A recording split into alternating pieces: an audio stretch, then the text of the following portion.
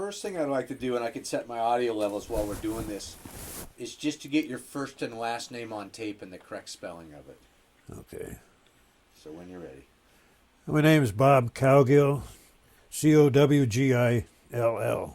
Great. All right. Okay, sides with you. And call me Bob. Call you Bob? Yeah, call me Bob. Don't go by Robert? No. You don't want to sit over here? Or not? No, I'll sit over here. Okay. Okay, Why don't you grab the... I've got a... Wait, now you, so you grew up, did you grow up in Spokane? No, I was born in... We lived there a couple of years, and then my dad went to West Virginia for a job, and we moved there, and then a couple of years later we moved to New Jersey. My dad got another job in New York. So I grew up in New Jersey in a suburban town. Jersey boy, huh? Yeah. So where were you when Pearl Harbor happened? In New Jersey.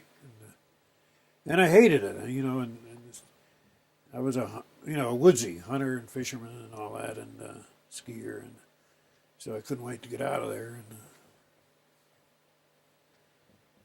And in the spring, my dad was working on a job in Portland in the spring of '42, so I hitchhiked across the country in the spring of '42 and out to Portland and spent a couple of months with him where I got a job down there. And we just fooled around and had a good time. Then I went back there, New Jersey, for the summer because I had a girlfriend that I was missing pretty badly. And then I came back out in the fall of '42 to, I was 18 in May. And I came out in early September to go to the University of Washington. And my dad told me to stay in the Vance Hotel down there, and I can't think of the street it's on now, but right across the street was the Air Force recruiting station. So instead of registering, I went over and enlisted. But then I did register in college, and I went there about a month, 5 weeks, and had them call me up. And so they did. So in October, I was called up and went down to Fort Lewis as a private, but I was as an aviation cadet. I passed the cadet physical and that stuff at the recruiting station, and we just went into the reserve pile to go into the cadets. So there were a number of us in Fort Lewis, and then we went down to California, Camp Hahn. Those 3 or 4 of us that were in the cadets, and then finally around February of '43, we were sent back to Nashville, and we were in the cadets then. We went to classification, and I passed the pilot qualification test then, and then we went through pre-flight. I went through flying school, all in the South, in Alabama and Florida and Georgia. And then the first part of December '43, I got my wings and commissioned as a pilot. What'd they have you flying? What? I went through single engine advanced, and we're flying AT-6s and P-40s, and only 20% of my class went to fighters. And I figured back at that time, the invasion was coming up in Europe, and what they really wanted was transport pilots, DC-7, C-47 pilots, and so most of my class went to C-47s, 20% to fighters, and they sent me to flight test school for some reason. I was a good pilot, but my instructor knew I wasn't aggressive enough to be a fighter pilot. I would have been killed pretty quick. My best friend was killed quick, and he was a good one.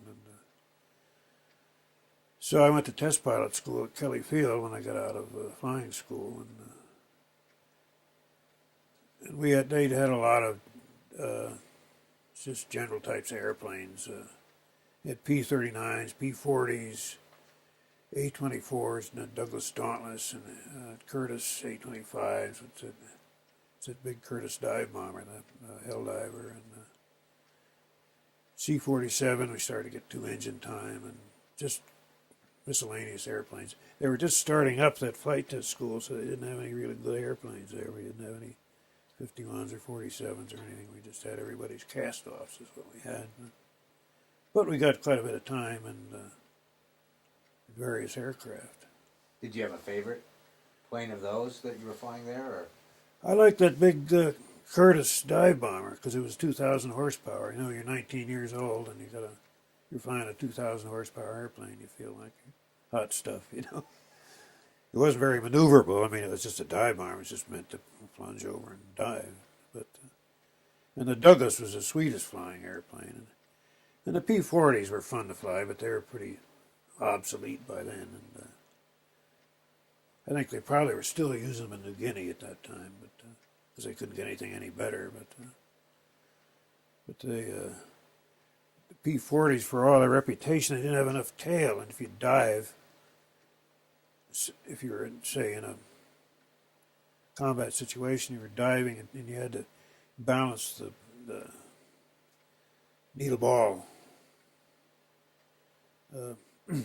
indicator, get yourself out of a skid, and you couldn't do it. Geez, I'd stand on that rudder with all my weight, take off the seat harness, and I couldn't get the ball in the center because it just didn't have enough tail for it. It had too much torque. And I guess those old timers, they learned how to shoot in a skid somehow, so you'd have to lead. I don't know how you'd do it. I guess you learned how to do it somehow. Because when you're in a skid, which means you're not shooting where you're aiming, you know.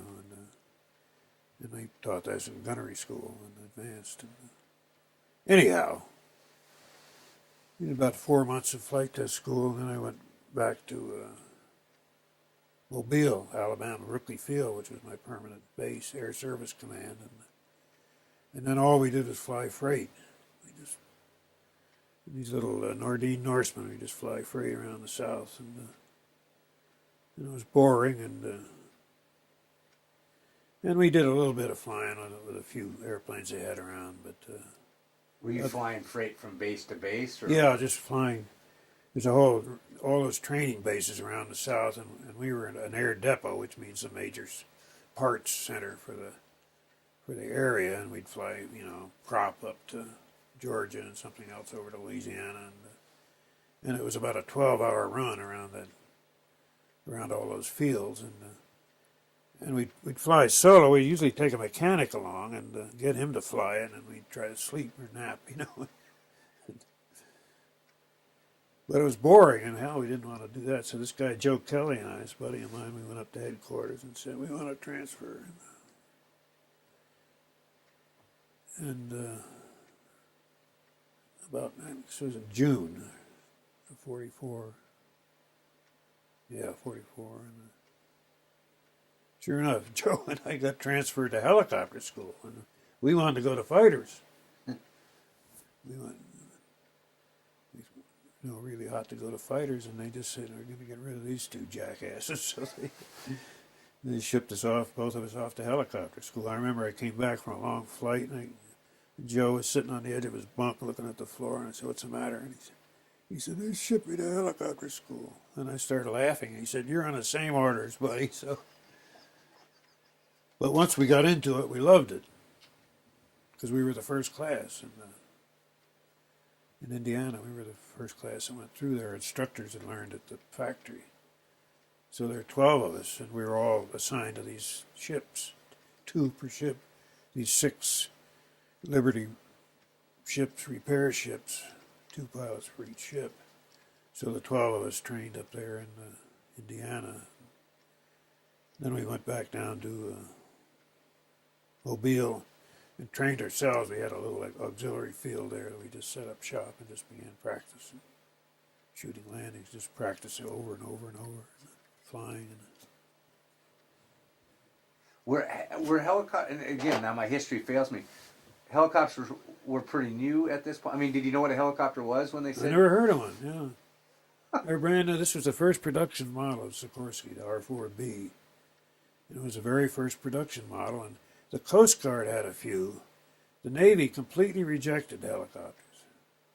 And I read the histories. They had no use for them for submarine patrol. I mean, it was crazy, but Admiral King, I guess, for some reason, he just completely rejected. And geez, you could land them, you know, in a place as big as this room here. on a ship for sub patrol, it'd be perfect. The English, I think, did. The English bought quite a few, and I don't know much about their history. I think they used some out in the Atlantic. In that rough weather, in the winter in the Atlantic, it would be hard to fly them. But anyhow, the Coast Guard were the real pioneers in it. I think there was a Coast Guard commander, Erickson, and who was a real pioneer in helicopters. But anyhow, in the Army Air Force, we were the first 12, and we went back and trained ourselves. And then as these ships pulled out that fall, and each two pilots would go off the Pacific. And, When you say train yourself, nobody really, since this was new technology, there was nobody really to, what they do, give you the instruction manual and say... Yeah, we went through a month of school up in Indiana, and then it was enough to solo and to know the rudiments, and then you just had to do a lot of practicing for dead stick landing, stuff like that, and then the mechanics had to be trained too, and they take a lot of maintenance, those things, And then we each flew across country out of Bates Field. We each fly to a different field in the south just to be the first helicopter to land it, just for the fun of it. Everybody come out and look at them, It was fun. We had a lot of fun. Were they like the bubble copters? Or with the, you see these little two-seater copters that fly around with a big open glass? No,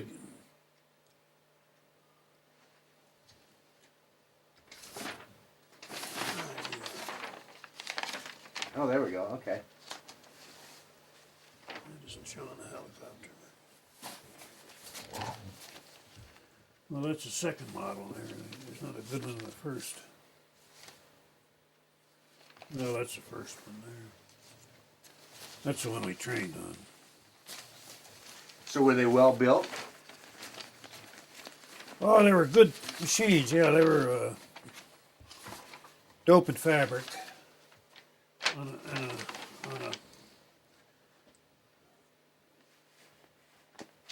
a tubular structure, and there's some magnesium on the sheeting on the side by the engine. Now, they were a good machine for the time. They were really sensitive, and they were hard to fly. They were really sensitive. You didn't move your stick by more than a few inches flying it, because it just was all over the place too. You got used to it, and then you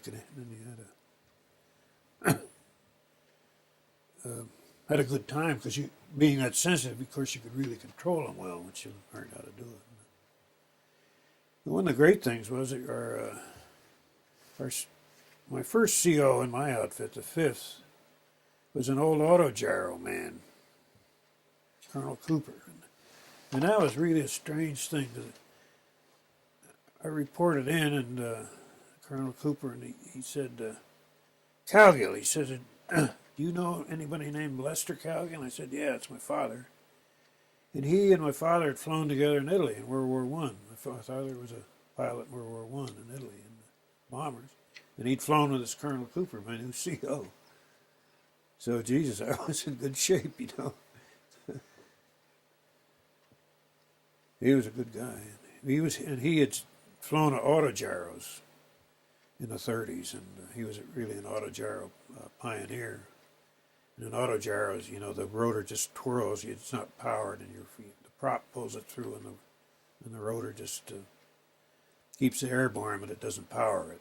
There's a difference. But he was a real autogyro pioneer. But about a month before we went overseas, he got killed in a crash, and so we got a new CO, and he was a Colonel Gates, who was a real tough, regular Army guy, and he couldn't learn to fly him. And he just said he's too old, but he had a lot of hours. He was an old-time pilot. And he said, just make sure I get my flying hours, lad. So I did. He was a good guy. Did you sign his logbook for him? Yeah, and I told him, if he was short, you had to get 4 hours a month to get your flight pay, which is half your pay. So I'd tell him if he had 3 hours, and I made sure he got 4 hours, one way or another. But he was, no, he always rode with me. And when we went out from New Orleans, our ship, and we went to Guantanamo and Cuba and then through the canal. And we went from the canals straight to New Guinea, no convoy. So we'd fly sub patrol every morning and every evening just before dawn and dusk, way out in front of the ship, just looking for any signs of subs. And he always flew with me. And I'd log him as co-pilot, which he was, There was a stick over there. So did you ride? Oh yeah, I guess you did side by side then. Yeah. So were they loud? Yeah. So I mean, when you're out on your sub patrol and all that, is it just a constant? Yeah, and the exhaust is, I'm deaf in this ear because the exhaust was, we sat in the right seat and the exhaust was right over here, and so I just, hearing goes down like that, from that frequency of that exhaust. How high did you sub patrol? Were you just off the water, a couple hundred yards? Just a couple 100 feet up, just enough to, to be able to see if there's any, contra, any periscope or any. And I don't suppose the Japanese had many subs out there, but you never know, Were they, when you were flying them, were they easy to fly, or was it a You had to work at it all the time, but you got used to it, But you had to fly them. You couldn't light a pipe or anything. You couldn't turn two hands loose. I mean, you had to fly them all the time. So when you got back, you'd be tired from. Well, yeah, but I was only 20, so I could. The sub patrol, we'd only fly for 15 or 20 minutes or so. Oh, okay. How did you learn to, or when was the first time you landed on a ship, or how did you learn to land on a ship? Because that's a different experience, isn't it? Yeah, we did. When our ship went out of Mobile for a shakedown run, we flew from the airport out, and that was the first time, when it was underway, and we were nervous about it. But if you look at the ship, you just keep your eye on the ship, and it could be sitting still for all you care. If you just look at the ship, that's your reference, so it's no problem. And it's moving along, of course, but you just look at the ship, and you can land on it no matter what speed. Is the ship, when you first landed on it, was it doing a lot of up and down, or was it in pretty calm water at that point? Well, it was in the Gulf the first time, so it wasn't pitching too much. But even when it was out in the Pacific, if you look at the ship, you just, your reference is there, and so you don't see the pitching because you're not looking at the ocean. I didn't know if that messed up because the rotors force off of air and ground, or in the ground changing. Yeah, the ground cushion makes all the difference in the lift on a helicopter. When you have the rotor close to the ground, you get a lot of extra power. Your power is multiplied with ground cushion. And so it didn't matter if you're looking at the ship. If it was pitching, you just didn't notice the pitching because you're looking at the ship. If you looked at the ship in the ocean, but you didn't. Did you feel when you're taking off, when you went over the edge of the landing platform, can you feel the drop off where it's all set up? Yeah, and I did once with a colonel, had Colonel Gates in it. They were zigzagging the way they do, for avoiding submarines, and I looked at the windsock, and then I had to get in a conversation or something, and I didn't look at it again, and it had zagged, and so I took off downwind, which you don't do. And I had floats on it then, and it wouldn't fly, and I had to land in the ocean. And I knew what was wrong right away, but so I just kicked around into the wind. And well, that colonel, he was an old guy, but he said, "You want me to get out?" And he was ready to. He had a Mae West on, but he was ready to jump out to get the weight off. I said, no, sir, no. Not necessary. I kicked around into the wind and took off. So he was a pretty tough guy to do that with a ship steaming away from me, boy. So you just touched down in the water and spun it around and lifted out? I just landed, and I knew what happened right away, and I kicked around into the wind and took off. So was that your I was embarrassed. I mean, stupid at what I did. Was that your first water landing? Or had you practiced? I probably, I'd done it before, with floats. And they're kind of tricky because if it's smooth, it's hard to judge if there's no wind, it's hard to judge distance. But in a helicopter, it doesn't matter much because you just kind of ease your way into it. But, Did the other pilot, because there was two pilots on the ship, right? yeah, Was he on board the ship watching you? yeah, So he gave you a hard time. yeah. He gave me a hard time. How many helicopters on the ship? 3, 1 in a crate and 2 flying. But one of the ships, one of the earlier ones, ahead of ours was the 5th. This was all hearsay. Something got over the air intake when this guy Brownie took off. I think he had somebody with him too, and it killed his engine. And so he landed and he had no floats, and so he lost it and he went down. And when he pulled his seatbelt, he jerked his Mae West cords too, and so he inflated his vest and it put him up on the ceiling. He had a hell of a time getting out of it, clawing his way out of it. And they got a boat down and after him pretty fast, but it shook him up pretty badly as it would, They're in the water and seeing your ship disappear, in the horizon. Feel pretty small at that point. Pretty damn small. What did they modify Liberty ships with a little helipad on it? Or? Yeah. Yeah, it was a 40 by 72 foot deck up where the foremast would be on the forward deck, and they just did weld it up this flight deck where two couldn't take off at once. So it was one at a time could fly. But and one time when we were way out in the middle of the Pacific somewhere, one Sunday afternoon I got one of the mechanics, Beaver Morgan, the sergeant, and decided to see how high that thing would go, and so we just started climbing. And I think it was 7,000 feet, and the ship down there looks about that big, It doesn't look like you can get there from there. And the floats were swelling up, of course. And it was still climbing, but the floats were swelling up too much. And I got nervous, so we quit. Boy, that ship sure looked lonely down there, that little dinky ship. That's getting up there pretty good. In the middle of the Pacific. How long, did they have much fuel capacity? About an hour and a half. And what was their? Did they have a theory? Was there a purpose they were bringing them in? What were they going to use them for? We ferried parts and personnel around, and we'd fly because it was a repair ship, and any part that we could carry, we'd fly from the ship. It'd be repaired. We'd fly it into the fighter base if they need a carburetor, say something like that. So it was all aircraft repair. Yeah. That was the whole point of these ships, was to be at advanced repair depots. So all behind your seat was storage and. No, we didn't have. We just had to put it in the left seat. We didn't have any room for anything in it. So if you were taking parts, then you flew solo. Yeah.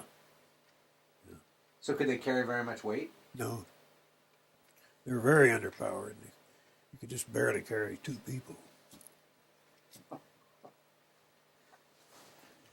Oh, that's it. I guess, but the advantage was the speed that you could get a part back and forth. Was that an advantage, or?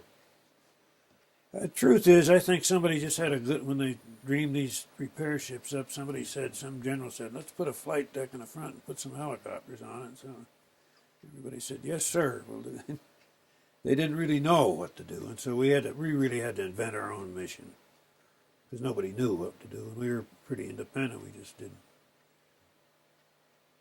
whatever we could, They didn't argue with the helicopter guys. Well, nobody knew to say no to us, Must have been interesting because of the new technology. Because I know fighter pilots, they were the big studs and everything like that. But you were probably, maybe I'm assuming, one of those categories they weren't sure what to classify you as. Yeah, right. They had a new category, helicopter pilot, as well as, had a twin engine rating and single engine rating and helicopter pilot rating. But it was too new. And we more or less had to invent what we keep ourselves busy, just figure out something to do and be useful. And then my fellow pilot got kicked out of the outfit, and so I was flying alone for about 3 months there, and every day. But I didn't, might as well fly as sit around. So. What did he get kicked out for? He was gambling with the GIs, and that wasn't so bad, but he wasn't paying his debts. He was losing and wasn't paying his debts. And so the master sergeant came up to the colonel and told him, and the colonel kicked him out. Huh, I've never heard of that before. I mean, I knew everybody gambled and stuff like that, but I never knew they could kick you out for not paying your debts. Well, he had some big time games going on that I heard, and somehow he was in them, but he was losing. He run up some pretty good debts, and he wasn't paying them off. And the same one, the master sergeant, I think, went on. Those old timers went up to colonel. So did they ship him out then, or? Yeah, they shipped him out of Leyte in the Philippines, and he went and he started flying C-47s or something. They didn't punish him or anything. They just kicked him out. So is that where most of your time was over in the Philippines then? Yeah, we went to New Guinea. We were down in New Guinea for a while, and in Biak, which is just off the northwest coast of New Guinea, and then up to Leyte right after when the fighting was still going on, and then up to Luzon when they were still fighting in Subic Bay and Manila, when Manila was finally taken. So were you usually outside of the fighting then? You weren't flying through active fighting, or were you? Well, not yet. I mean, when we got to Manila was taken. I was the first aircraft to land in Manila. That Nichols Field was just full of bomb craters and dead Japanese laying around there. And then our ship came down from Subic Bay on Luzon to around Bataan Peninsula and anchored off Manila and set up shop. And we had an R-6, which is the new next model of helicopter, was shipped over to Leyte. I don't know how many miles, a couple hundred miles south of Manila, in a crate. So I went down there with Bob Mahoney, the crew chief, the sergeant, and put it together. I think that Sikorsky sent a tech rep over too, and anyhow they put it together, and I helped out a bit, and put it together and got in it and flew it, and had to get it up to Manila. So we had two pilots come into the outfit on temporary duty, Pappy Green and Lewis Carl, and so I got Green to go down to Leyte with me, and we flew it. First we flew from Leyte up to, you had to go up through Samar and the lower part of Luzon, the Gaspi province, and we kicked fuel drums out. There were two abandoned airports down there, and we kicked fuel drums out at these two airports, and we carried a rotary pump, and we flew it up to Manila. And we didn't know who owned all that real estate down there either. I was kind of nervous about that, because I think the airborne swept through there, but I don't think they got them all, We didn't know how many Japanese were still around there, but we weren't bothered anyhow. We landed at these airports and fished a drum out of the jungle and, refueled twice. And got back to our ship late and just tired as hell. Jesus, I was never so tired in my life. And Carl told me that he just flown the first evacuations that day, with the combat. So we started doing that the next day, and I joined him, and we started. They'd contacted him, and he was going out into the jungle in the mountains east of Luzon and the eastern part of Manila, and picking up the wounded and taking them back to the hospital in Manila. So I joined him and started doing it the same day, and Pappy Green was he flew one or two missions, and then he was missing for a couple of hours. Quite a few hours, and I thought he'd gone down. I went out looking for him, and I found him in this sort of collection place where they were bringing the wounded down. He was lolling around in the river, just screwing off. And it really pissed me off, so I grounded him. I was the boss. I grounded him, and I guess he left the outfit. I never saw him again. And, so Carl and I began to fly the evacuations. And, Now, with the new model, did it have more power than the? supposedly, but it didn't. It was not noticeable. I flew the R6, the new model, most of the time there because Carl hadn't checked out on it, and I'd flown it up from Lady, so I had more experience in it. But I didn't like it as well as the old one. I liked the old one better. But it had a different engine. It was supposed to have more power, but it was heavier, so it didn't really make much difference. So we spent a week just evacuating, and we just get a call, and we go out there and find them. Somehow we found them. I don't know how we did, but we did. And it lasted about a week, and then I went out on one, and I took one guy out of there, a wounded guy out of one place, and went back to get one more guy, and I tore up the tail rotor on the landing. I crashed it, and so that was that. And he had crashed the same day at a different place, but I didn't know that at the time. So I went up the trail and just spooked as hell in this kunai grass, and with nothing but a pistol in a shoulder holster, and got up to where the captain was. They had an artillery spotter up there that was on the radio to the gun. The guns were shooting. The big guns were shooting from where the road ended into the mountains. And the spotter would tell him where to shoot. So I got him to patch through to my outfit and tell him I was okay, I was alive, and I'd get out when I could. So I was there about a day, and the two Japanese surrendered the same night I crashed. Same evening I crashed in the evening, and two Japanese guys surrendered that evening, and it was pretty interesting.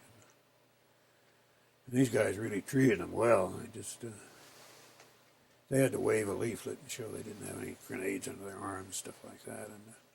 But once they came into the bivouac where these guys had their foxholes dug, the infantry guys, they treated them well. I gave them cigarettes and sea rations. And one funny thing, when the guy says, "Let's see if they'll eat the breakfast ration." And nobody ate the breakfast ration. It was eggs and bacon. It was just slimy crap. He just threw it away. So they opened a couple of cans, and offered it to him. And these Japanese guys, they loved it. They liked it better than the other one. Everybody's running around trying to find more, pressing them. They gave them cigarettes. They treated them well. So I just surrendered, with a leaflet. Was that the first time you'd been close to the Japanese? Yeah, just seen dead ones, but this is two live ones. One of them was an older guy. He was pretty glad to be out of the war. They were in pitiful shape back in the mountains there because they didn't have much food. And they're just kind of starving, and just disorganized. They retreated from Manila back up these trails, and there were no roads. And they're in terrible shape. They're scattered all over.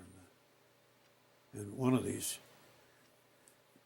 guys somehow managed to talk to him. They're just curious about him. And the younger guy, I think, had been in the Army a long, long time, 5 years or something.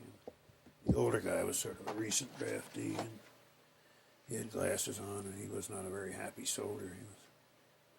But the younger guy was glad to be out of it, too. But we managed to understand that he'd been in it a long time, You could, even not knowing the language. Yeah, there's some guys that are good at that, and some of those sergeants, are infantry guys, somehow can tease the story out of them. When you evacuated the wounded, how did you carry them? We took the seat out on the left side and put them on the floor. And they just kind of scrunched them in there. Laid out or they laid out, sort of. You couldn't really straighten out. There was enough room, but just enough to more or less get them in there leaning up against the back. And one guy I took out was a bad mortar wound. I mean, he was just a bandage from head to toe. And we made him as comfortable as we could. He wasn't even conscious. But we just got him in there and tied him in. So, I had to take off downwind over a river on that one, and I wasn't sure I was going to make it. Because, boy, I didn't want to fly, but it did finally. So those things were so underpowered that in the heat of the tropics and the altitude, where the air is thinner, you just don't want to fly, So you just lose RPM and just keep working at it if you manage to get them to fly. And another time, I had to back up to where I was just almost cutting brush with a tail rotor and make a run to get over some big mahogany trees. And your wheels are just about going through them, and you go over the top. And there's some pretty hairy places. If we'd done it longer, we would have set up some kind of a collection station, where it would have been easier. Then we wouldn't have crashed, and we could have been working longer. Because were you just picking them up wherever in the... Wherever they called us, we went, and they'd put out they were all supplied by parachute drop, their food. And they'd put out a panel, and the C-47s would, drop, these these cargo parachutes, and they'd land somewhere where they could fish them out of the jungle. And they'd spread either a chute out for us so we could spot them, but the Americans were always up in the hills, and the Japanese were always down on the riverbeds. So we knew that much. I'd see Japanese walking, or once I did, along the riverbed as I flew over. So were you flying them back to a ship, or were you bringing them back to a base? Took them back to there's a big hospital on the east side of Manila. We just landed on the lawn in the hospital. And that's where the mechanics were, the crew chiefs, and we refuel, we didn't have any maps or radios or any of that stuff. And we'd fly over the guns when we went in over the artillery, so they wouldn't shoot when they were in there. Not that there's much chance of hitting you in the air, but just in case we flew over, so they'd stop shooting when we were in there. And I don't know how we found them, because they'd get through the artillery spotter, and then the message would get down to the hospital, and there's somebody up in. We had just sort of had hand-drawn maps. There's somebody up this branch of the river, and just go and look for them. You always find somebody. So you had no radio set in the helicopter? No. So once you left, so they'd say, here we think they're follow this river or this trail, and they're somewhere in here, then Yeah. you would just tootle around until... When I think about it, I don't know how in the world we found it, but we always did. Somehow we always did. I can't remember any time that we ever went out, when there was a call where we didn't find the ones we were looking for. It was probably a fairly small area. Well, it's hard to think about it, when you're in the air. What was the fauna like there? Was it a jungle-ish or trees or? Yes, jungle and big mahogany trees and the river bottoms, bamboo thickets. So you could find little openings then to kind of. Yeah, the hills were grassy, kind of kunai grass. Would your helicopters take a pretty good beating then? The fact that you're flying into not a perfectly groomed landing strip, I assume you're trimming a little grass here and there once in a while with your rotors, or? No, we didn't ever trim grass. I guess the infantry guys, they just cut down the grass enough for us to get into. This place where I tore the tail rotor off, they'd actually tried to cut a little shelf into the side of the mountain. And I'd gotten in there before, but I overshot it and I tried to back in, which I shouldn't have done, and dug the tail rotor in. So they just shoot it to hell and throw it all over the place when you... Yeah, I just tore the tail rotor up in the gearbox. And anyhow, after a couple of days there, the captain of the company, he had 2 prisoners and me, and so he sent, it was probably about 2 platoons out, and left one, maybe a couple of squads to guard the helicopter, because I wanted to come back and get it.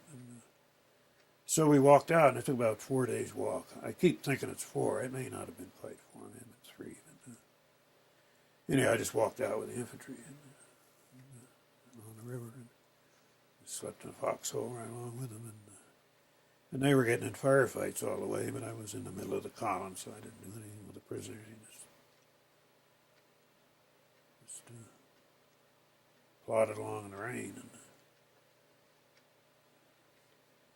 And I didn't have a helmet, so I couldn't keep my cigarettes dry, so I had to bum them from other guys that keep them up in their helmet. Because it rained all the time, and you're walking up to your knees in water all the time. So anyhow, we got out, and I took a rifle from a dead Japanese and some clips in case we got in a big fight on the rifle rather than a pistol. But I was never in fighting. Were you more worried walking through the jungle than flying? Was that more stressful? No, I wasn't worried at all. I was pissed off because I'd lost the helicopter. And those guys were teasing me too. They'd say, "Hey, Air Corps, how do you like the infantry?" And I'd say, "Just like Boy Scout camp, just like a nice Boy Scout overnight hike." Get a big laugh out of them. They were happy to be going out of there too. They're happy going back to hot food. So it was a long walk. Did you go back and get your copter? Yeah. Put it back together, or?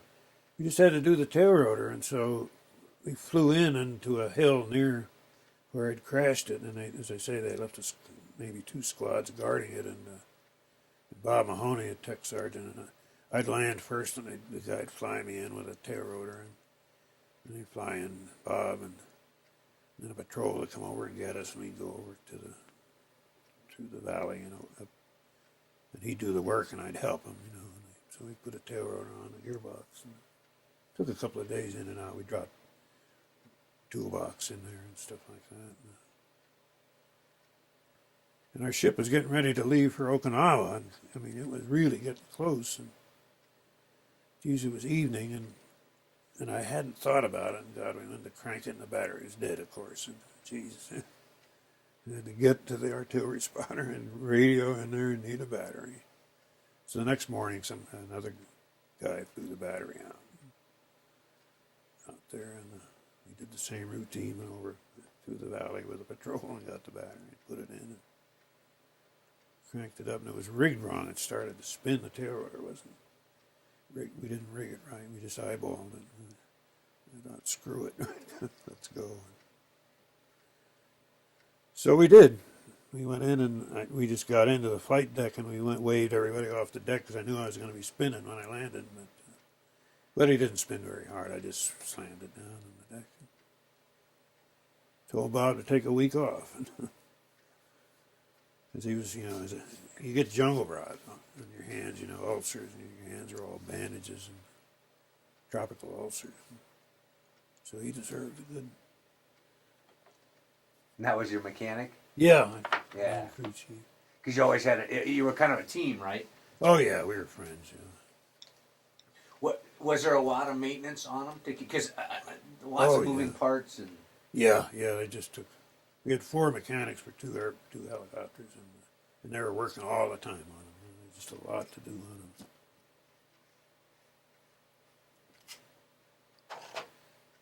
They were good mechanics, but they had to work all the time. Just constant maintenance, repair, and stuff wears out. That was a Wasp radial. Is that what was in it? Was it a Wasp radial engine? No, it was a Warner 6-cylinder opposed. Sort of a 3 cylinders on each side, vertical. And on the R6, what do we have in that one? Geez, I forgot. A unique sound? Did they have a very unique sound to them? I've listened to a lot of different veterans talk about, we knew our planes and we knew the European planes, where I would assume that a helicopter had to be a whole new sound to a lot of people. Yeah, the rotors make most of the noise, and the whop, whop, whop. But the engines were just, radial engine sound, and they're air-cooled engines. Did they, in the newer model, because you said the one model, the exhaust was right off your right ear. And the newer model, did they take care of any of that and make it a little quieter for the pilot, or I don't remember. couldn't hear by then? So Yeah. huh? It's interesting because a lot of people think that Korea was the first time that we used helicopters for evacuation. Yeah, in fact, I ran into a veteran a couple nights ago when I was making this presentation. He was telling me that that's what he did in Korea, and I said, "Oh, well, they did that in World War II." And he goes, "No, they didn't." I said, "Yes, they did. I've seen pictures. I've heard articles." So he now knows that they weren't the first in Korea. The four of us got 70 guys, and it somehow worked out. We 17 each, with one for Pappy Green. So we each took out 17 guys from the line, back to the hospital. So Was that a new experience? Because here you're flying the helicopter, but dealing with wounded soldiers. I mean, now you'd been a hunter, is that right? Growing up, you did hunting and fishing, and so I mean, around things like that, you'd been around. But hauling people out, was that even in your mind, or? No, I was glad to be doing it because we were finally doing something useful, because before that you never felt like you were much use. And we were doing something useful, and of course maybe you're saving a guy's life too, so it's not a bad feeling. And no, I felt good about it, I was scared some of the time, but usually you're scared beforehand, when you're flying, you're too busy to be. You got enough to do, but Because once you got them in the plane and were flying, if they had a problem or anything like that, you really couldn't. no, You were I too couldn't. busy. No, I couldn't do anything for them. And most of them, I don't even remember talking to them much. Either they were out of it, or a lot of them were shot up with a lot of morphine, to kill the pain for them. And the medics out there had doped them up pretty good. And most of them, of course, they sent the worst ones out. If they were walking wounded, they walked them out. The litter cases, the ones that would have to been carried by litter, which was the guy that I didn't take, the last guy that I didn't take, which I really felt bad about.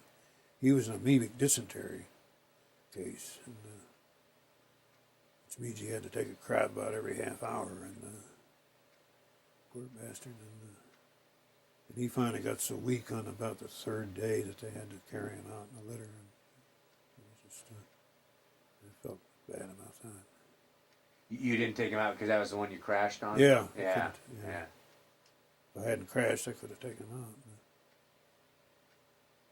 So it must have been a godsend to those commanders out in the field that you could do that.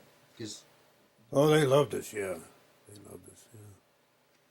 Because if you had to take a litter, it takes 4 guys, to carry the guy. And it's hard even then, on those trails, the rough trails.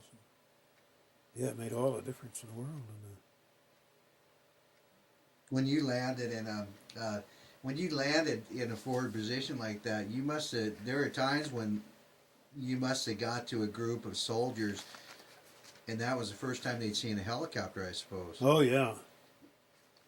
What did they respond like? Well, I'd just run up and talk to you, And one place they were waving at me to get down, and I got down fast, and because somebody was shooting at me. I guess there was a hill between where our guys were, the Japanese were on the other side of this little rise, and I got down to where they couldn't get their machine gun down low enough, and that was where that bad mortar wound guy was. And they waved me, get lower, and so I did. And,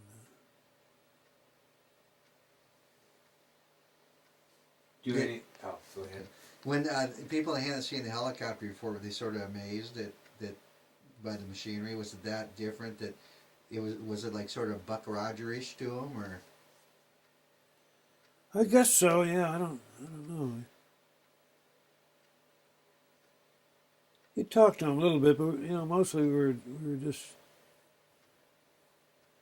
occupied with doing what we were going to do. How to get the guy in there. I don't remember talking to him much about the helicopter, but then I've probably forgotten a lot of it too. One place I landed this sergeant walks by, and I look at him, and I said, Nutley High. And he looks at me, and he says, Nutley High. And he was in my gym class. A guy named Nick Toronto. And how you doing? Good. How you doing? Good. You know, that was it. You know, it's there in the jungle. You know. What about your way? And Yeah, what about our business? did you know? I know a lot of both the bombers and some of the fighters. They named their planes and had artwork. Did helicopters get named or anything? Or Yeah, just I have one of them. well, that one, Little Brown Jug. That was my name for that one.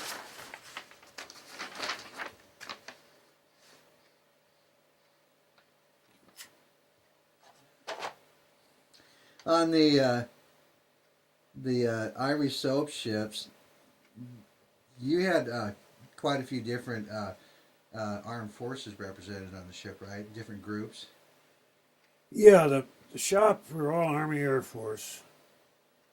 The gunners were Navy, and the people that ran the ship were Army Transportation Service, was kind of Merchant Marine. So there were those three separate.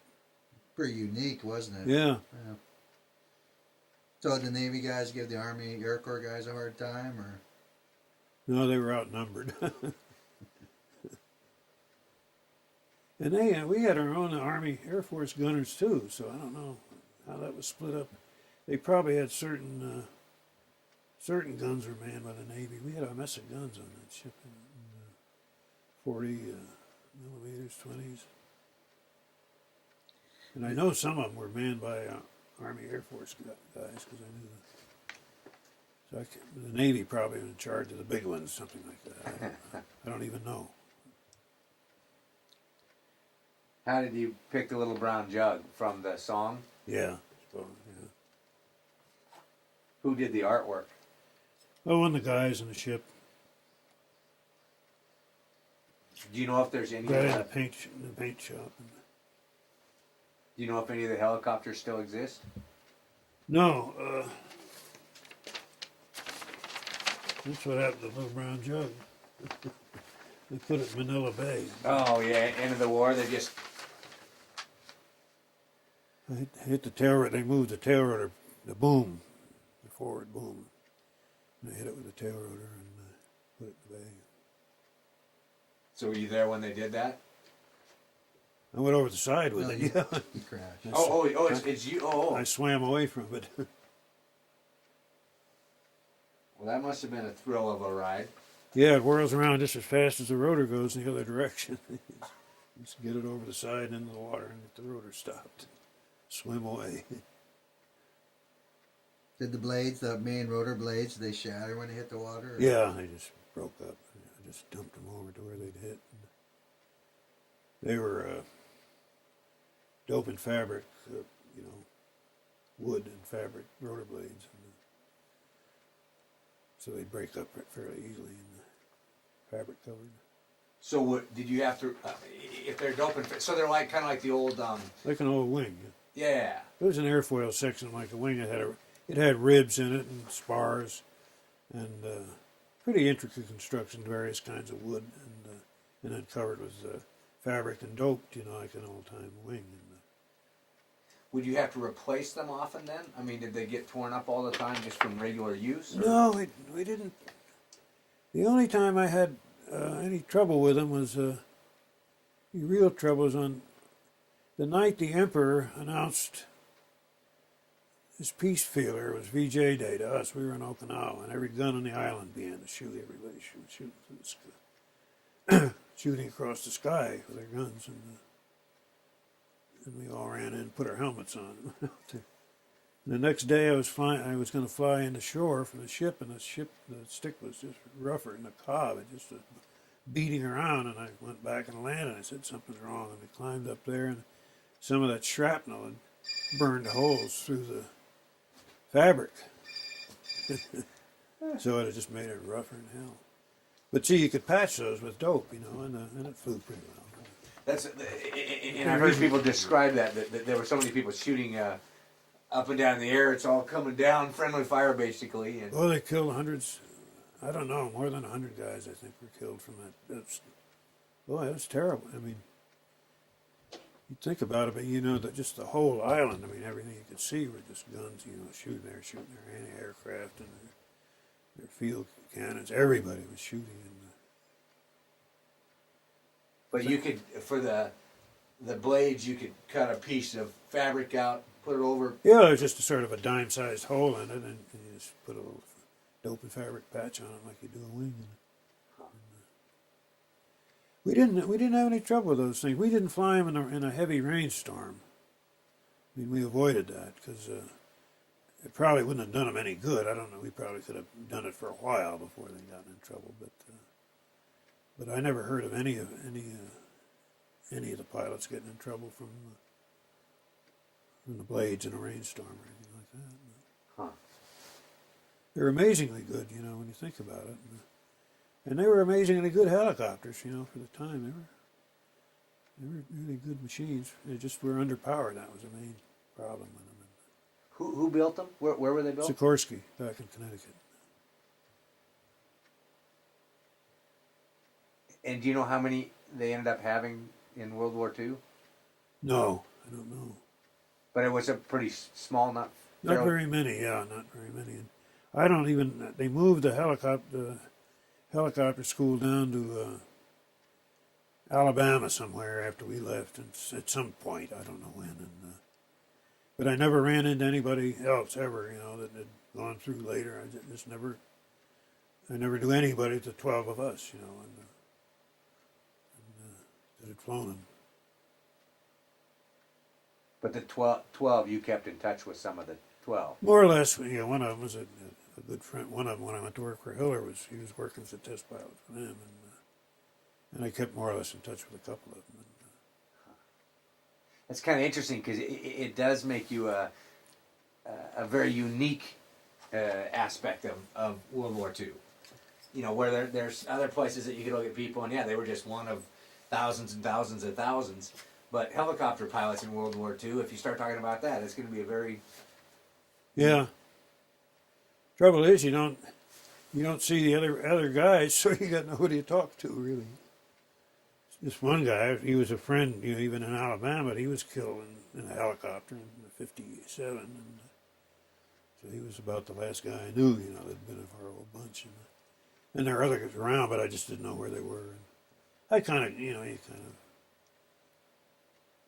go on, you know. Are you glad you ended up in a helicopter rather than a Oh, fighter? yeah. I would have got killed in a fighter, probably. I wouldn't be any good at that. What happened to your friend that died in the fighter? That died in a fire? I don't know. I got back a letter from, we were writing each other from KIA. And, Harold Burt from Bremerton. And he and I met the first day I was in the Army. And I just wrote, we were writing each other, and I just got a letter back. Just killed in action. Mm. Did they just stamp that on it and send it back, or they send you a letter that actually No, they said... just sent it back. Sort of a shock, huh? Yeah. And they knew I wasn't a relative or anything, so they, I probably had to do a lot of that.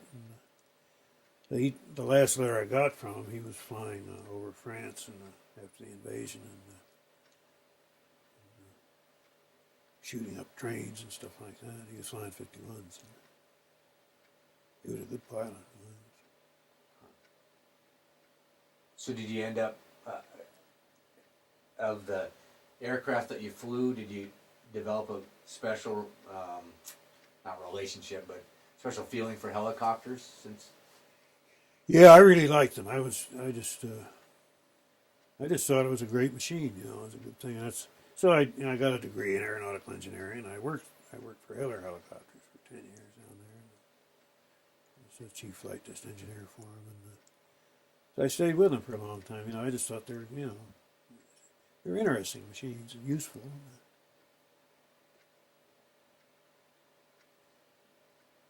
Did you ever have any funny adventures in your helicopter? I mean, it sounds like you had some free time once in a while that you needed to just...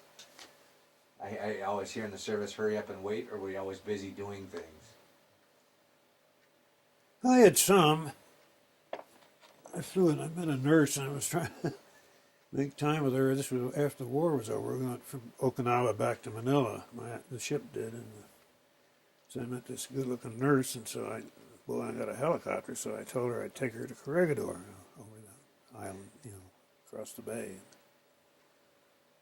Great. So I took her over there, and God, when I landed, these majors and captains come around and pushed this first lieutenant out of the way, and latch onto the nurse.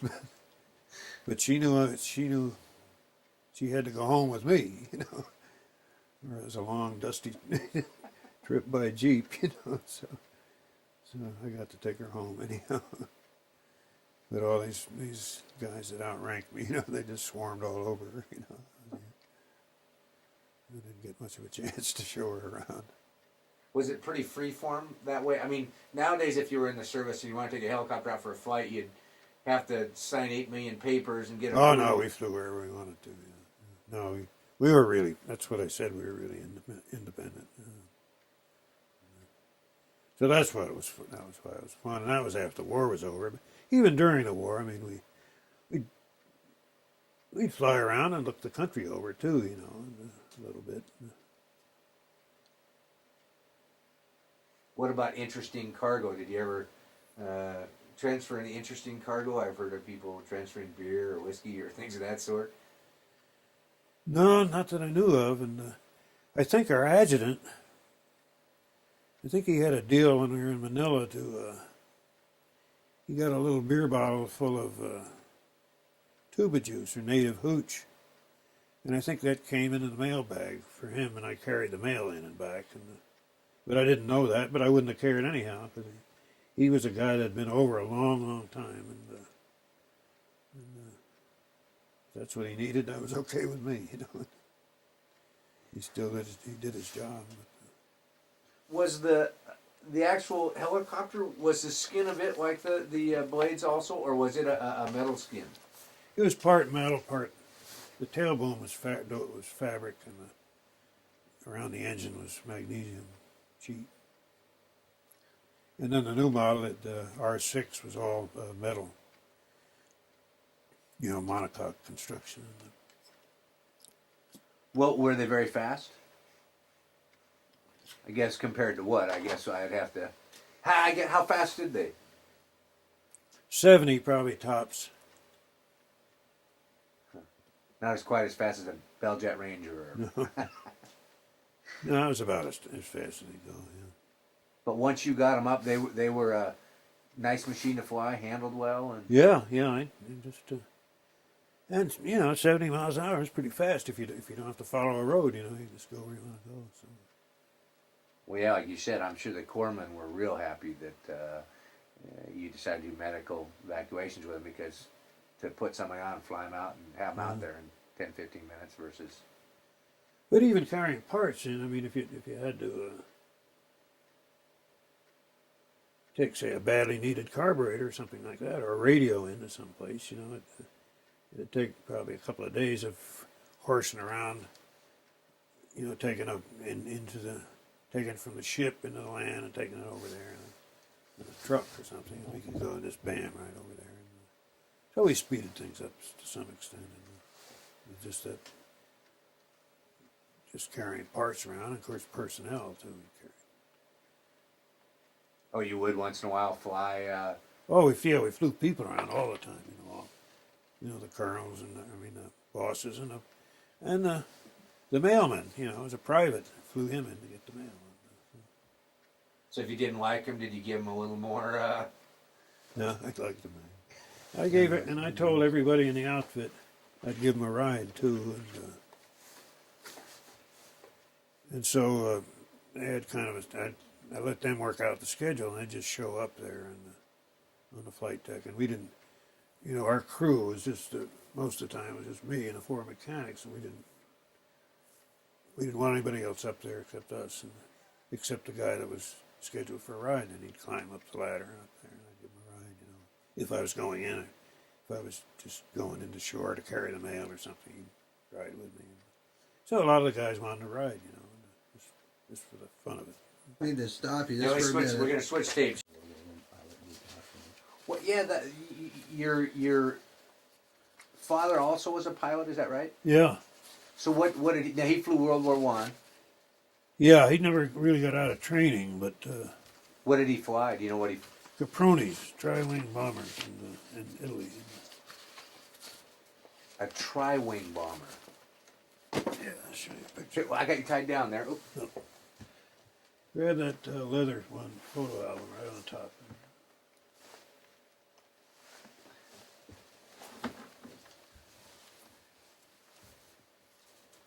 Montana. Those are Montana Indian pictures. Oh wow!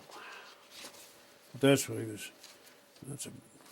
Wow. Well, there's a tri-wing, and that's my dad there. Oh, great.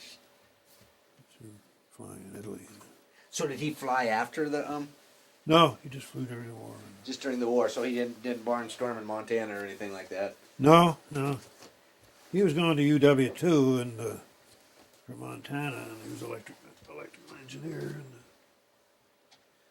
so he came back and he finished that up, and went back to Montana and just couldn't get, design a bridge or something. He couldn't get any work. So I guess I don't know.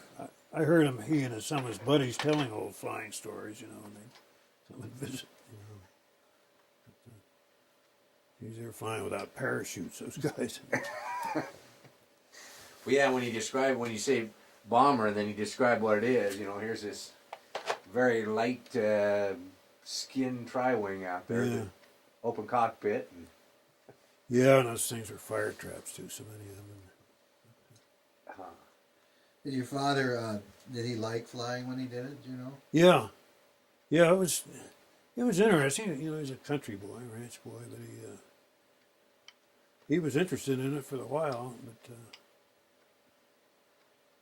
but after that he was more interested in electricity. So he was an electrical engineer. So Now, had you ever flown before you joined the service? never been up in one. And did you have an interest? My first flight was in primary.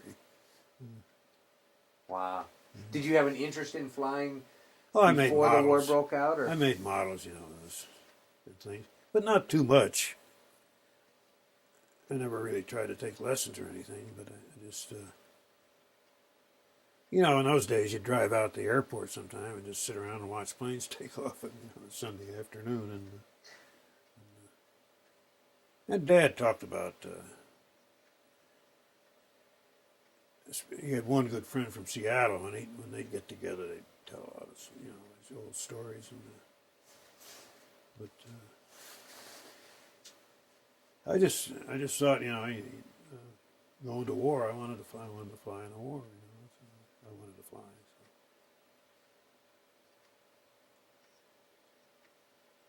So. Did your dad ever get to see you fly? No.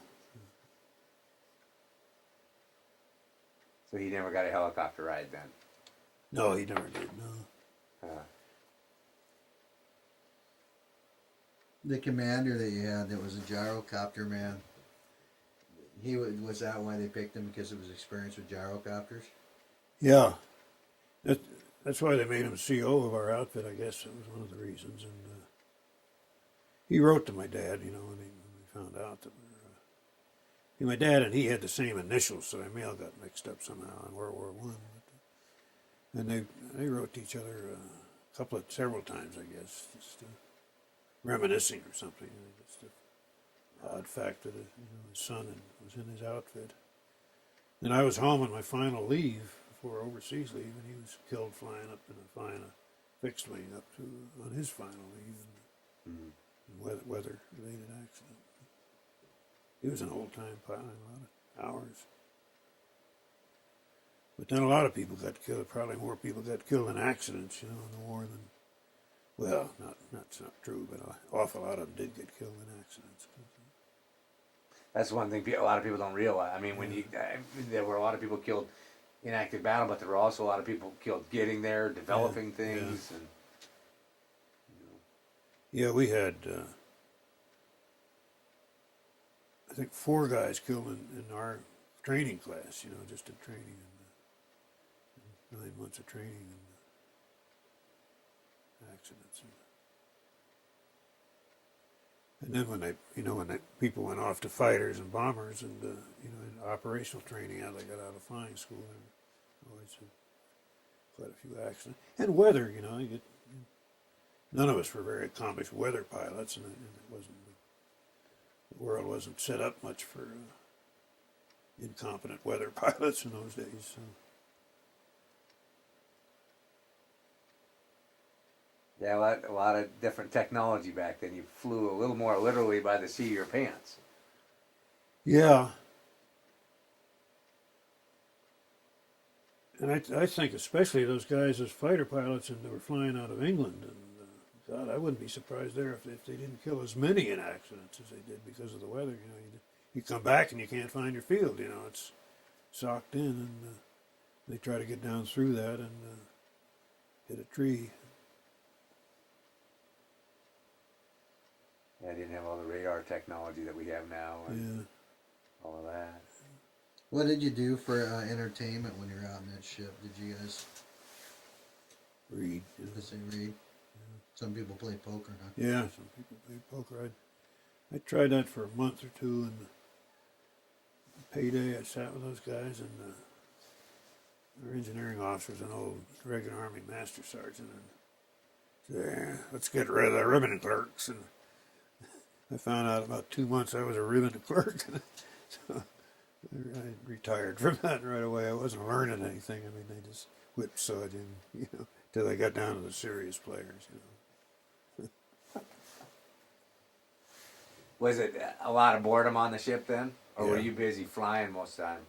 Well, during the day, yeah, you're fine, but no, yeah, there's an awful lot of waiting, boredom. That was a question I was going to ask. Could you fly at night in them? Or No, you had to have visual reference in those things. Yeah, you couldn't even fly through a wisp of a cloud hardly without you'd be upside down just about. I guess that's right. Yeah, you lose all your bearing points and. Yeah. No, it was boring. Yeah, I mean, you do an awful lot of waiting, and you don't remember that, but of course that's what most of it is. And talking, people. Do you remember? Yeah, and that's an interesting one. Do you remember, like, if you're sitting around just shooting the breeze, what people talked about?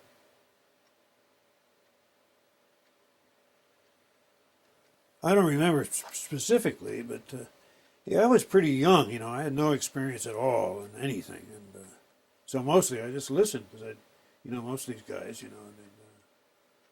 one guy was a Finn from Wasabi Range up in Minnesota. He had all these stories about the parties and stuff like that, and so everybody had some kind of a life before, and all I had was just kind of high school sweetheart stuff. Not much to talk about. So I mostly listened. It is interesting because a lot of young kids like yourself got an amazing adventure. I mean, separate from the war, but to see a lot of the world that they'd never seen before. Yeah, and then you're with the older guys too, and guys up into the 30s in the Air Force, because of the technical requirements. A lot of them were up into their 30s, and two of my mechanics, Bob Mahoney and Beaver Morgan, were 32, and they're.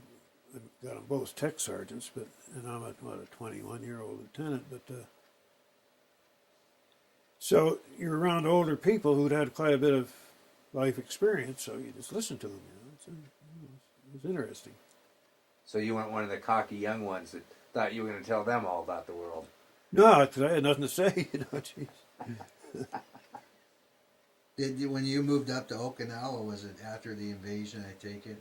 It was pretty much over when we got up there, and we only had one ship flying then because we lost that one that Carl lost, and one that I'd lost. We got back in shape, and the only place they were fighting was in Shuri Castle, which was pretty concentrated up there, and there wasn't a chance that we could do anything in there. Because even those guys on the ground could hardly stay alive there. I mean, that was the worst. It was the worst place in the whole war. It was worse than Iwo. Those guys. The Japanese were dug in so well that these guys were trying to dig them out, and it just was, it was really bad, and a very concentrated area, very small area. 90%, I'd say 99% of the island was secure, except for Surrey Castle. So that was diehards in Surrey Castle. Yeah, that's where the Japanese held out to the end, and very few of them surrendered. Were you always flying off the same Liberty ship then, as you traveled? Do you remember the name of the Liberty ship, or did they even give the Liberty Clinton ship? B. Russell. What was it? Clinton B. Russell. Clinton B. Russell. The picture of it here. Look.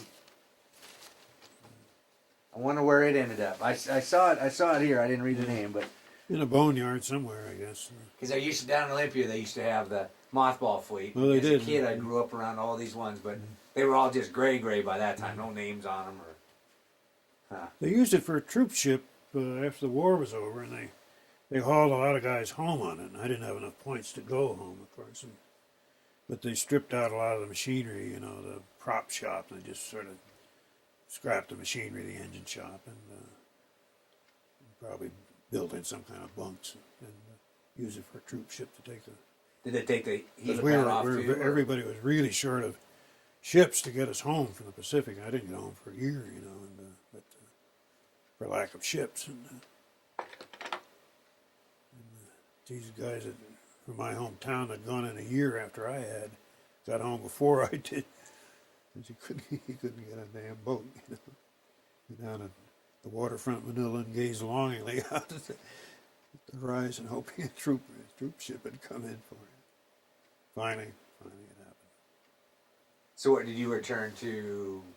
Washington, or where did you return to? when It you took got- us into San Francisco Bay and just put us on a train in Oakland up to Fort Lewis is where I got out. And is that where you got decommissioned at? Fort Lewis, yeah. Wow. My folks came up from Oregon and got me. Dad was glad you were home safe. And Yeah, they were all glad. My mother and sisters, they were all glad to see me, and I was damn glad to see them. I don't know this stuff. I got, there's a bunch of commendations here for that evacuation stuff. I don't know whether that's of any interest or. Who gave you the accommodation? Was that during the war, after the war? During the wars, right after we did it in July of '45. All the generals over there did it. We'll photograph those for sure. Even Must have been kind of a feather in their cap to have a General successful Kruger, program.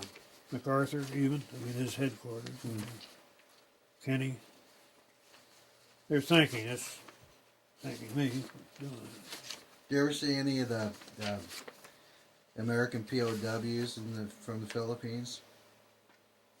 Yeah. What was that like meeting them?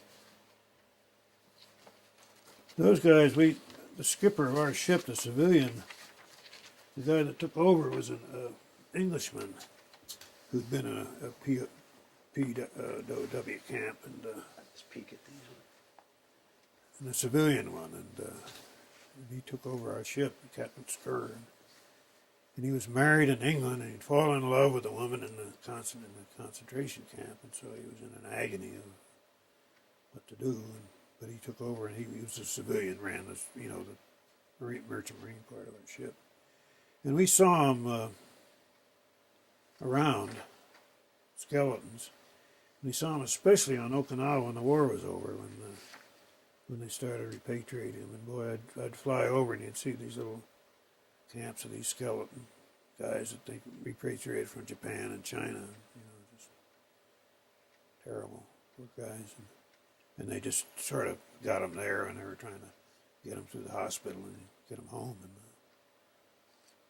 the Philippines, we saw a few from Santo Tomas, was one of the concentration camps. And that was where the civilians were.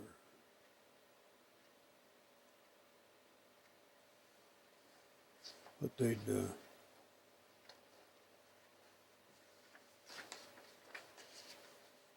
Santa Tomas, is that with the dungeon they flooded?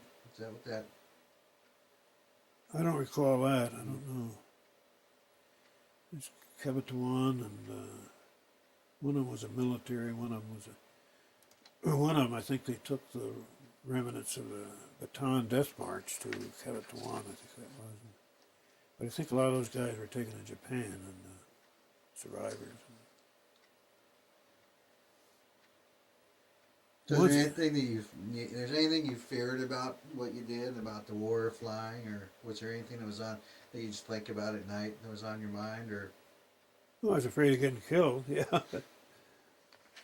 No, I'd anticipating's the worst thing, at night, and once you get going, you're pretty busy, but, you anticipate a certain amount of anxiety about, if I'd lost an engine over the jungles and had to land down on the river, those Japanese probably would have eaten me, I don't know if they had any cannibalism down there or not, but wouldn't be surprised if they did.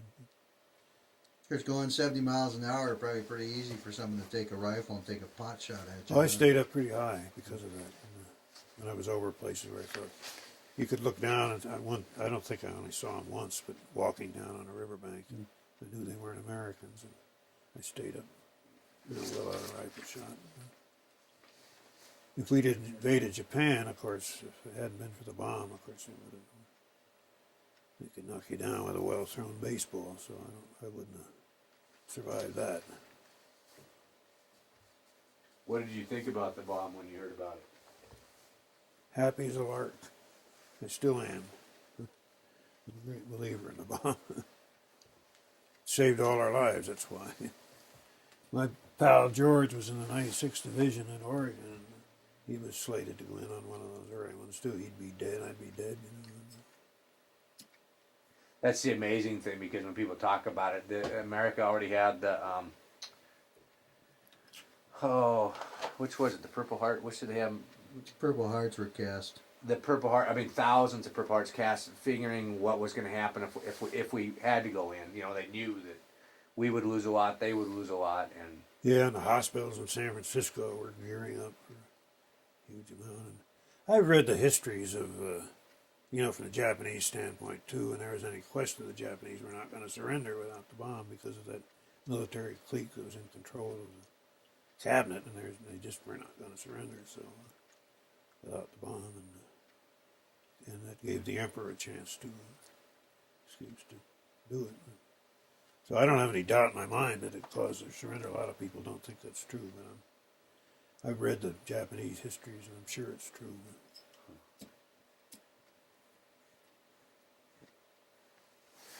We didn't think that on Okinawa, everybody said Golden Gate in 48. We thought we had 3 more years out there. We didn't think we were anywhere close to being able to invade Japan.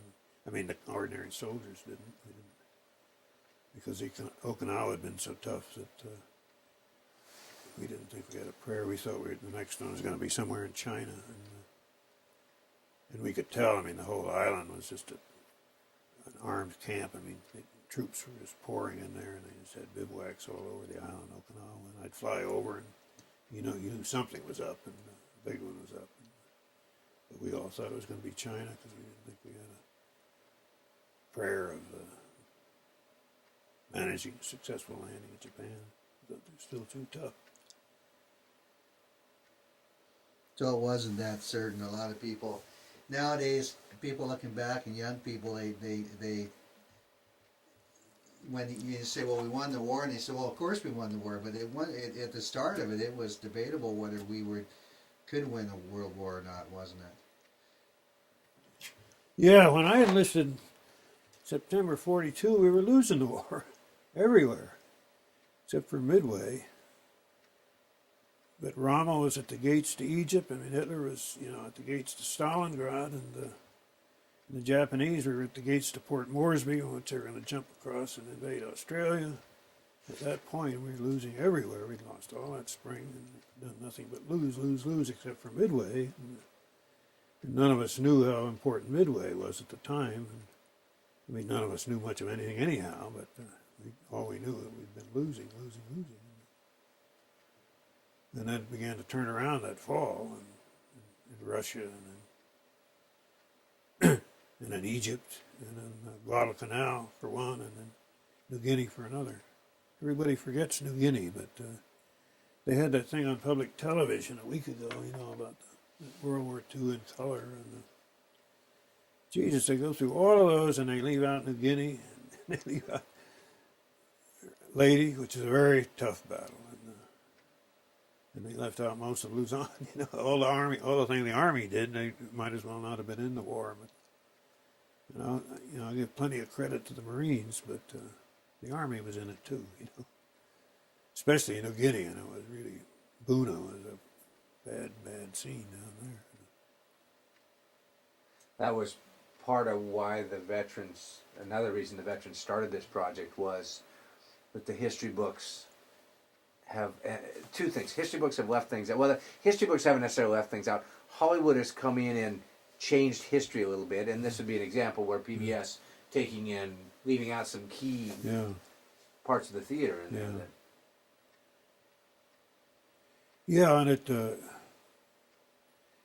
it was fairly important too. But New Guinea and MacArthur was. I don't like MacArthur much, but I think at first he was a pretty good general, and when he was hopping around the strong points, Landing and other places in New Guinea, he was doing the best he probably ever did. But you never read about that at all, and it was really tough. I mean, it was just those guys had no supplies, and they had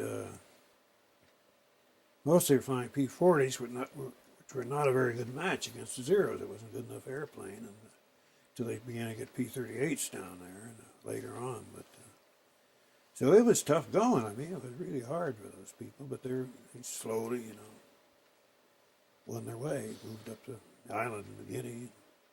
But you never read about it, you never see anything about it. So what do you think about MacArthur? Oh, no Pacific soldier likes MacArthur. He's dug out Doug, I think he's probably a pretty good general for some things. I think he screwed up terribly in Korea, and I was glad when Harry Truman fired him. So, what about General Wainwright?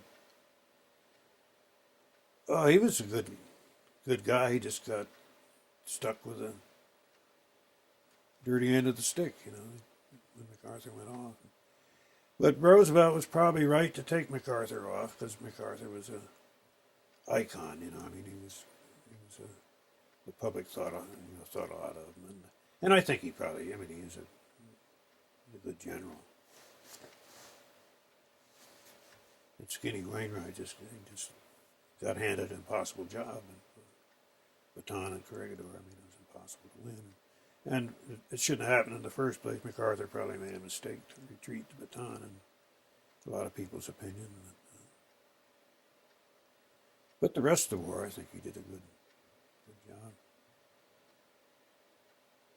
Did you hear from your parents a lot? But he was such an egotistical guy. It was never General Kenny's Far East Air Force. It was MacArthur's Air Force, and it was never General Kruger's Sixth Army. It was MacArthur's Sixth Army. So, and people got tired of that.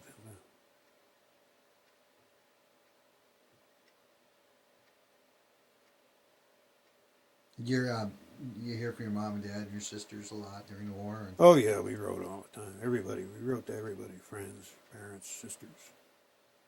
So it was mail call was a big thing. Yeah. Girlfriend, I was engaged to be married at the time. Yeah, there wasn't much else to do, so you wrote letters. You didn't have much to say because you weren't allowed to say very much.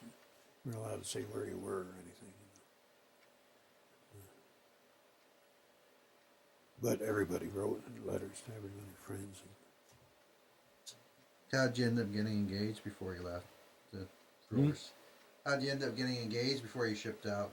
Because I was in love. My high school sweetheart. What happened to her? Well, I came back and I went back there to New Jersey, and I'd spent about 2 years in the company, nobody but soldiers. I was probably a little clumsy or whatever. I don't know. She was rolling her eyes all the time. I finally had enough of that. picked up my bag and left. And that was the smartest thing I ever did, kind of. It's an absolute, saved my life. It would have been a disaster. So. Because you left a pretty young man, and like you said, you were with older men now, and you probably... Oh, we were hopelessly mismatched, and everything that I wanted to do, I wouldn't have worked with. I mean, not that she was such a bad person, but she was an only child, and her mother's health wasn't very good, and it just would have been awful, terrible. I would have missed everything that I enjoyed doing since then. So it was the best thing that happened. You know, that rolling of the eyes and the sarcastic crap. So you didn't get a Dear John letter then? No. And my best buddy, George, a guy in Oregon, he married his high school sweetheart and had about 25 years of hell till he finally got divorced. He wished he'd gotten a Dear John letter. Yeah, he sure did. Yeah. No, I didn't get a Dear John letter, but it's sort of this. It was not too far from that.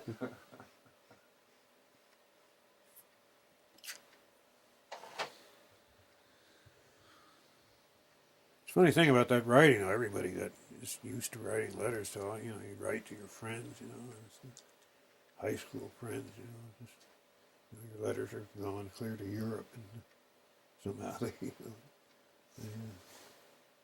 That was the amazing thing is, especially for troops that were on the move, but how letters got to who they were supposed to, where they were supposed to, and... Yeah. The other thing was that George and I he and I liked to hunt a lot, and New Jersey, it's not a great place to hunt, but we did anyhow. We tried to. We were good friends, and he was in the infantry, and we were on the same island on Biak, Lady, and Okinawa at the same time. And our letters would have to go to an APO in Hawaii and come back, and we never were allowed to say where we were. And we could have met 3 times, in a helicopter. I could have gone over the 96th Division, but we never knew we were on the same island, so we didn't meet. Did you ever figure out how close you might have been if you'd passed? After the war, yeah. We Yeah. found out, yeah. Spitting distance? Yeah. So you probably flew over him. Or was he another helicopter pilot? No, he was an infantryman. He was a rifleman. So did you ever ask him if he ever saw helicopters flying over? No, he didn't remember any helicopters. We didn't get that close, I guess. So you see people nowadays, and you talk to them, and they find out you're a veteran, and you say you were a helicopter pilot. Do they believe it? They didn't used to. I guess they do now. I guess I don't have much occasion to say it, I guess.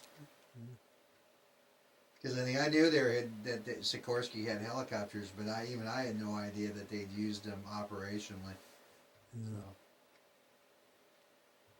It doesn't come up much, in my life since then that I can think of. Did you ever meet Sikorsky? Yeah, after the war. I was back there in some American Helicopter Society meeting. He was a very small man, and he was a genius, though. And you see pictures of him in the VS-300, which was the prototype, the first one. He's sitting there in his overcoat and Homburg hat, out in the open, flying a thing. Because he was Russian, wasn't he? Immigrant? Yeah, but he built these huge flying boats, too, His original business was flying these, I think he had a 6-engine Sikorsky flying boat, back in the 20s and 30s. I mean, he built airplanes first, but his first love was the helicopters. He really wanted to. And he had the first successful production helicopter. And it's still going. They still make Sikorsky helicopters. So when you met him, you told him you'd flown on his R4s, huh? Yeah. His son just sent me a book somewhere. I don't know if I can find it. Careful, I got you tied down there. Oops. Oh.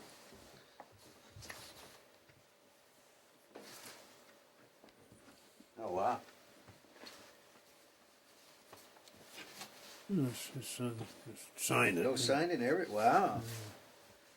I didn't. I may have met him. I don't remember meeting him, but I may have. So he just knew, he knows of you then. Yeah, I heard it. I guess. So you're famous. Well, once Fred got this thing started, I guess all of a sudden I am famous. There's only two of us left, I think, that anybody knows about Dan Nigro back in Queens, New York, and me.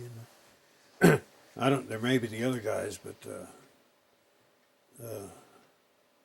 nobody's been able to find them. And, Did you now when you have a military pilot's license, don't you have some document that says what your rating is in aircraft? yeah, I've got this thing. So you must have been. Single engine, twin engine helicopter. And, So you're like one of only dozens or so of. well, they're Julian helicopter pilots now. I mean, at the start. Yeah, then, yeah. When you saw it, did you know what it was? Did you heard about it before you saw it the first time? No, I didn't know what a helicopter was. So did you think how was it going to work, or?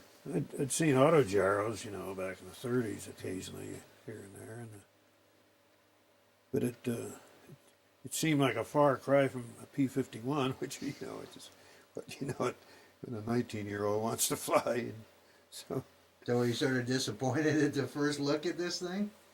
Well, kind of. It looked pretty rickety, but I suppose. But then the Army, you do what they tell you to do. They send you there, and we got involved in it, and it got interesting. So I don't think any of us ever regretted it once we got into it. So when you the name had been decided on helicopter, it was officially called a helicopter when you started flying. Yeah, Igor Sikorsky called them helicopters. Helicopter, but we call them helicopters.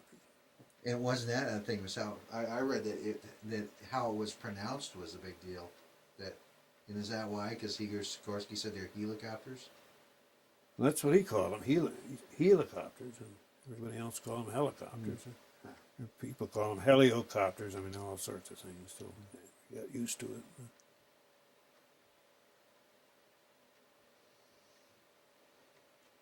I'm done.